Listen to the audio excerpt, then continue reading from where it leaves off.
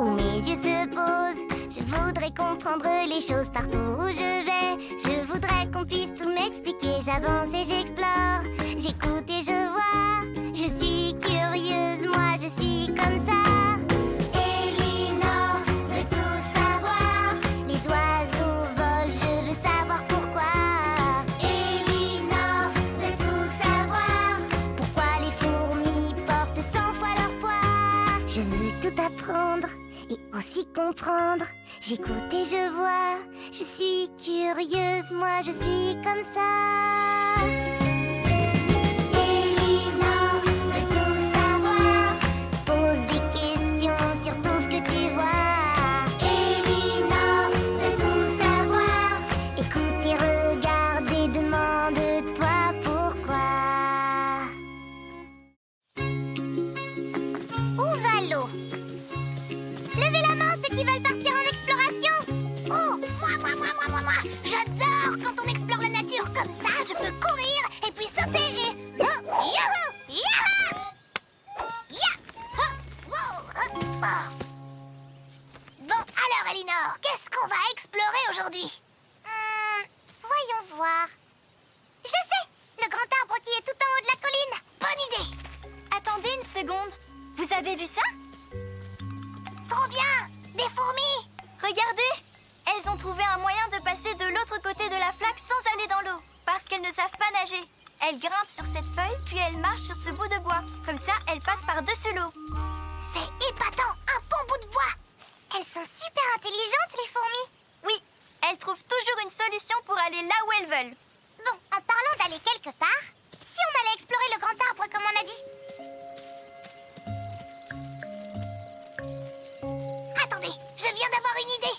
On va faire comme si on était des fourmis. Qu'est-ce que tu veux dire? Tous les trois, on va essayer d'aller jusqu'à l'arbre en haut de la colline sans jamais toucher le sol avec nos pieds. Comme les fourmis qui passent sur le bout de bois pour ne pas toucher l'eau. Comme ça. Hein? Et hop. Tada! Ça va être rigolo! J'aimerais savoir jusqu'où on peut aller sans jamais toucher le sol. Oui, je veux savoir, moi aussi. Ah non, si tu voles, Harry, c'est de la triche. Je sais, je rigolais. Ah.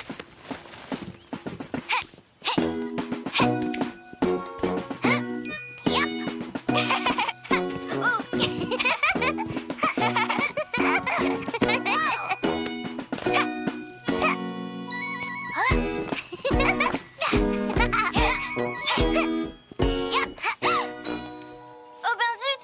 On n'a plus de rochers ou de troncs d'arbres sur lesquels sauter. Vous êtes prêts? À la 1, à la 2, à la 3. On est sauvés. C'était vraiment amusant. On est presque arrivé jusqu'au grand arbre. Oui, le reste du chemin, on va devoir le faire en marchant. C'est parti pour l'exploration. Il y a un ruisseau qui passe par là. Si on entre dans l'eau pour aller de l'autre côté, on va être tout mouillé.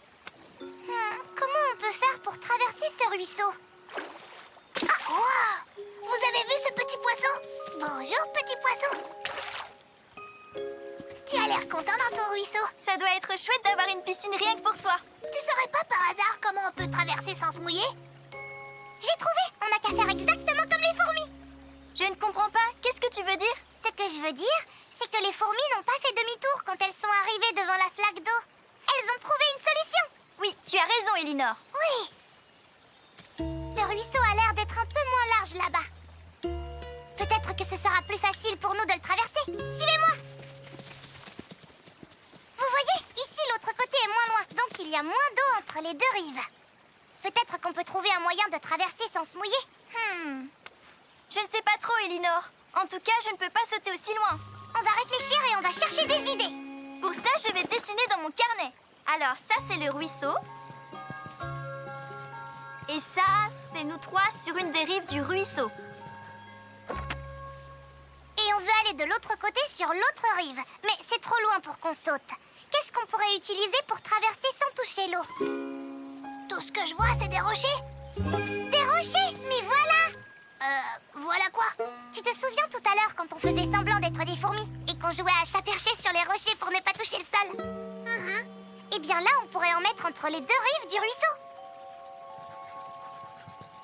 Comme ça, on pourrait passer d'un rocher à l'autre sans toucher l'eau. C'est une super idée. Allez, c'est parti.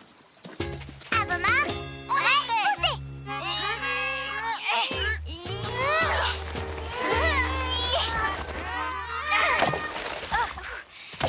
Parfait. On en met un autre juste à côté et on pourra traverser.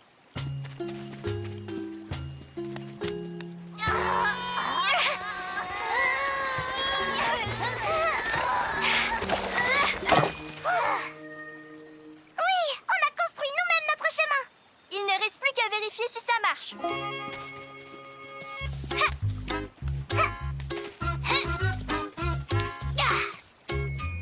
Youpi, on est passé sans se mouiller. On a réussi à trouver une solution, comme les fourmis.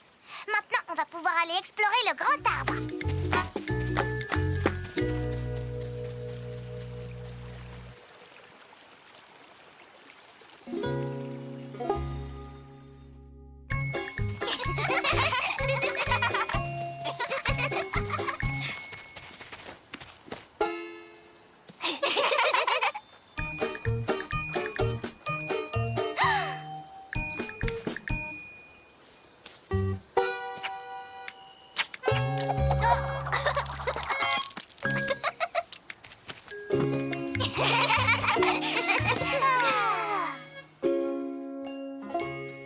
C'était une bonne idée de jouer près de cet arbre. Oui, on a découvert plein de choses intéressantes, comme ces grandes feuilles épaisses qui protègent bien des rayons du soleil, ou comme cette drôle de petite graine qui a une forme rigolote. Venez, on va montrer nos super découvertes à petits poissons.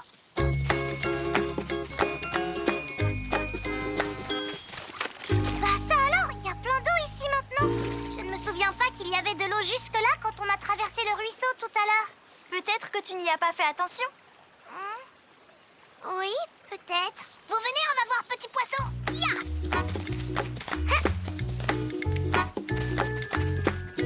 Nous revoilà, petit poisson. Regarde ce qu'on a. Oh! Qu'est-ce qui ne va pas, Harry? Quand on est passé tout à l'heure, il y avait plein d'eau là où il nageait. Et maintenant, il n'y en a presque plus. Comment c'est possible? Le pauvre, il ne lui en reste vraiment plus beaucoup. Ça, c'est très embêtant pour lui. Si l'eau baisse encore et qu'il n'y en a plus du tout.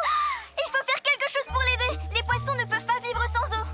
Avant, l'eau du ruisseau, à cet endroit, arrivait jusque-là. Et maintenant, le niveau est tout en bas. Si l'eau n'est plus là, ça veut dire qu'elle a dû aller ailleurs. Je crois que j'ai deviné où elle est. On va retourner là où on a traversé. Venez, les amis.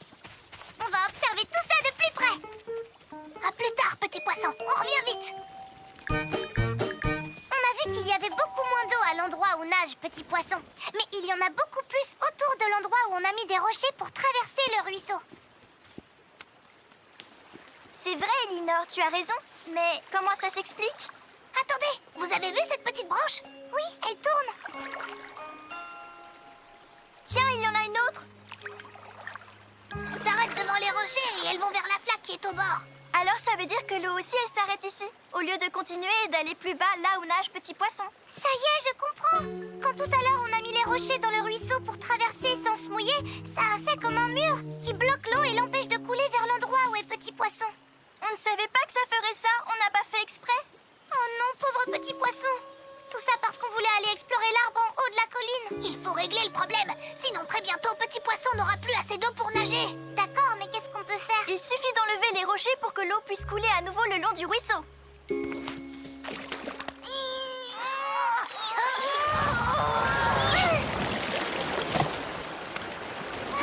Regardez, ça marche. Allez, on n'a plus qu'à enlever le deuxième.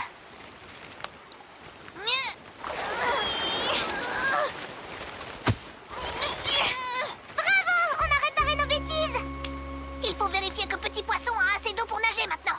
Tu as raison. Bon, allez, tu viens, Olive? C'est que là, ça va être un petit peu compliqué. Parce que comme on a enlevé les rochers, ben je peux plus traverser le ruisseau. Oh zut! Mais on ne peut pas les remettre et bloquer l'eau. Il faut trouver une solution. Mais oui, j'ai trouvé! Vous vous rappelez comme les fourmis sont passées par-dessus la flaque en marchant sur un bout de bois? Peut-être que nous, on pourrait construire un pont pour passer au-dessus du ruisseau. On a déjà un gros rocher sur chacune des rives. Si on pose un gros morceau de bois dessus, ça fait un pont. Et les troncs d'arbres coupés sur lesquels on marchait tout à l'heure? Je suis sûre que ça peut marcher.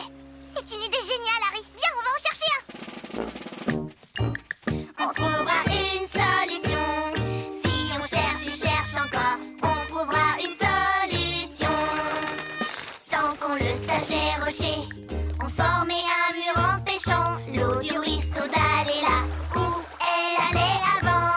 On trouvera une solution. Si on cherche et cherche encore, on trouvera une solution. On a construit un petit pont qui laisse l'eau s'écouler. On peut aller où on veut sans plus rien déranger. On a trouvé la solution. On a cherché sans s'arrêter et trouvé la solution. Allez, vas-y, Olive, traverse notre pont. Ah ah! Ça a marché! Oui. Maintenant, on va voir Petit Poisson. Nous revoilà. On est désolé d'avoir fait baisser le niveau du ruisseau, là où tu nages. On ne savait pas que les rochers qu'on avait mis plus haut allaient faire comme un mur et empêcher l'eau de couler. Mais on a fait comme les fourmis, on n'a pas abandonné et on a fini par trouver une solution. On a construit un pont. Et comme ça, c'est beaucoup mieux parce qu'un pont, ça n'empêche pas l'eau de couler. Pas vrai, Petit Poisson? Il est comme un poisson dans l'eau. Wow, vous avez vu le grand saut qu'il a fait, ce poisson? Je me demande où il va comme ça. C'est une dame poisson qui remonte la rivière pour aller pondre ses œufs. Je ne savais pas que les poissons pondaient des œufs. Bien sûr qu'ils pondent des œufs. Mais avant ça, la maman poisson doit trouver un endroit au calme, quelque part dans la rivière où l'eau remue le moins possible. Regardez, les enfants. Certains poissons, comme les saumons, commencent leur vie à l'intérieur de tout petits œufs. Au printemps, après de nombreuses semaines, le bébé saumon éclot. Il sort de son œuf. Les bébés saumons sont alors emportés par le courant de la rivière. Et peu à peu, ils descendent poussés par la force de l'eau. Une fois dans la mer, ils deviennent de plus en plus grands et de plus en plus forts. Ils sont tellement forts que quand il faut pondre des œufs, ils remontent la rivière à contre-courant. Madame Taupe, il y a comme un mur qui l'empêche de passer. Comment il va faire pour remonter la rivière? Bien observé, Elinor. Quelqu'un a construit un barrage. Même si les poissons peuvent sauter très haut, ça c'est trop haut pour eux. Heureusement, celui qui a construit ce barrage a pensé à mettre une échelle à poissons. Le saumon peut sauter de bassin en bassin et passer de l'autre côté du barrage et retrouver l'endroit calme où il a vu le jour bien des années plus tôt. On dirait que lui aussi, il y est arrivé. Bienvenue chez toi, cher poisson. Pourquoi cligne-t-on des yeux?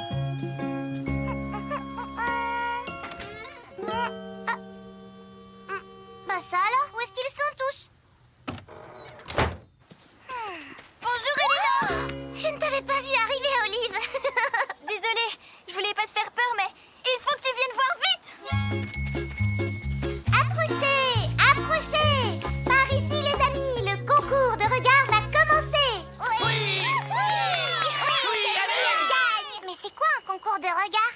Deux personnes se mettent face à face, se regardent dans les yeux et essayent le plus longtemps de ne pas cligner des yeux. Comme ça. Le premier qui ferme les paupières a perdu la partie. Ça a l'air amusant. Je vous présente notre grand champion. Il est doux et affectueux. Jamais il ne cligne des yeux. Voici Koa.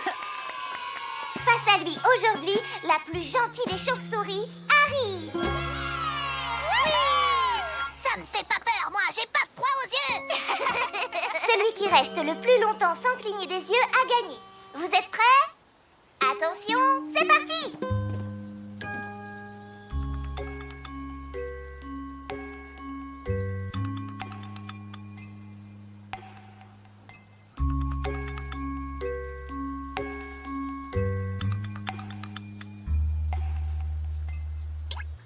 Mince. Bravo Harry, tu as gagné. C'était une belle partie, Koa. Bravo à toi. Oui. Bravo Harry. Quelqu'un d'autre veut faire une partie contre moi?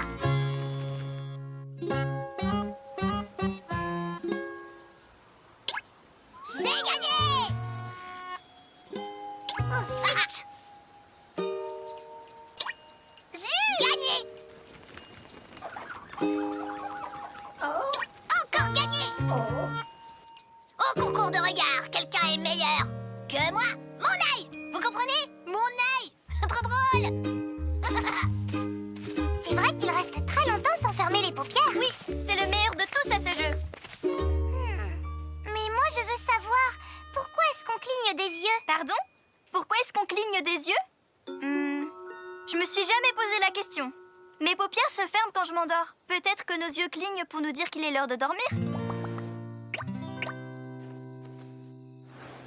Mais pendant le concours de regard, personne n'avait l'air d'avoir sommeil. Peut-être que c'est nos yeux qui applaudissent pour nous dire qu'ils aiment beaucoup ce qu'ils voient. Non, on sait que ça peut pas être ça. Sinon, ça ferait clap à chaque fois. Oui, c'est vrai. Tu sais quoi, Olive? Il faut observer tout ça de plus près. Bon, allez, on va regarder quand on cligne des yeux. Tu viens de le faire. Ah bon? Toi aussi, tu viens juste de le faire. C'est vrai?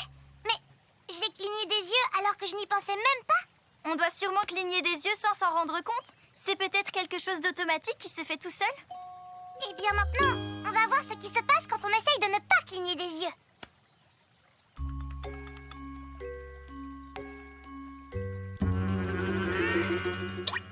Waouh, c'est dur de rester sans fermer les paupières pendant longtemps. Moi, j'avais les yeux qui commençaient à piquer et à pleurer. Oui, j'ai l'impression que c'est quelque chose qu'on est obligé de faire. Mais pourquoi?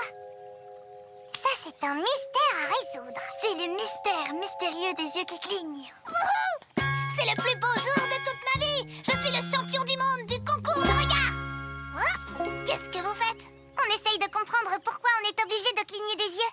Déjà, on a découvert qu'on le fait sans même s'en rendre compte. Et que c'est très très difficile de ne pas le faire. Mais c'est super!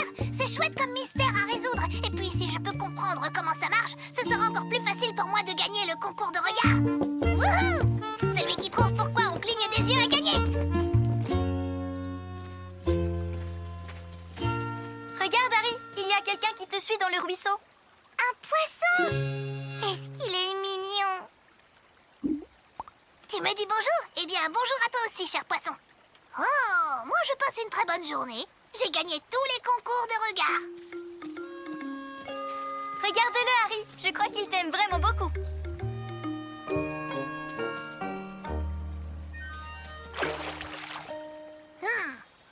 Puisque tu fais tout comme moi, essaye de faire ça et ça. Hé, attendez une petite minute. Ce poisson n'a pas cligné des yeux une seule fois depuis tout à l'heure. Tu as raison. Cher poisson, tu m'as l'air d'être un super adversaire pour faire un concours de regard. Je ne sais pas si c'est une bonne idée. Il a l'air fort, il doit pouvoir rester très longtemps sans fermer les paupières. Mais non! Je suis le meilleur, je vais gagner les yeux fermés. Le but du jeu, c'est de les garder ouverts. Oui, c'est vrai, mais en tout cas, je sais que je suis tellement bon à ça que je vais gagner ce concours en un clin d'œil. Ben non, justement, parce que si tu fais un clin d'œil, tu as perdu. Oui, c'est vrai. Enfin bref, que le concours de regard commence.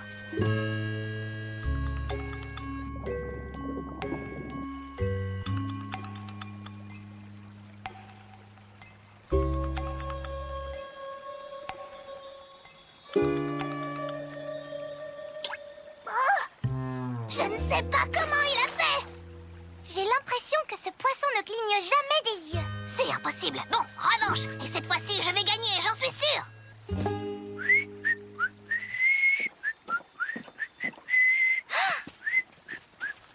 Bonjour, Madame Taupe. Bonjour Elinor, bonjour Olive.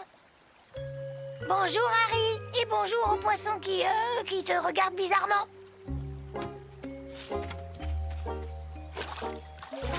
Ah, voilà qui est mieux. Qu'est-ce que vous faites, Madame Taupe? J'ai commencé à nettoyer les fenêtres de l'école, mais les éponges sont devenues trop sèches. On ne peut rien nettoyer avec une éponge toute sèche. Comment ça se fait qu'elles sont devenues sèches? Je les avais laissées dehors trop longtemps. Si tu laisses quelque chose de mouillé à l'air libre, au bout d'un moment, ça sèche. Et vous, les enfants, qu'est-ce que vous faites? Harry fait un concours de regard avec ce poisson. Je ne peux plus garder les yeux ouverts. Il faut que je cligne des yeux. J'abandonne, tu as gagné.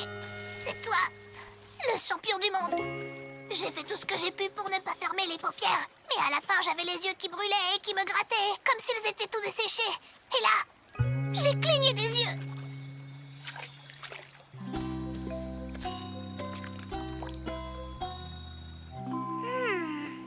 tout dessécher. Ah, ça y est, je crois que j'ai trouvé. Il faut que je me nettoie les yeux avec une éponge. Mais non, je crois que si nos yeux deviennent tout secs, c'est parce qu'on les laisse longtemps à l'air. Comme ces éponges qui sont devenues toutes sèches parce qu'elles sont restées longtemps dehors. Quand on cligne des yeux en fermant vite les paupières, ça aide nos yeux à rester mouillés. Oui, tu as raison. Quand j'ai les yeux fermés ou que je cligne des yeux, je sens qu'ils sont tout de suite moins secs. Et ça fait du bien. Ah. C'est pour ça qu'on cligne des yeux, pour garder nos yeux tout le temps mouillés.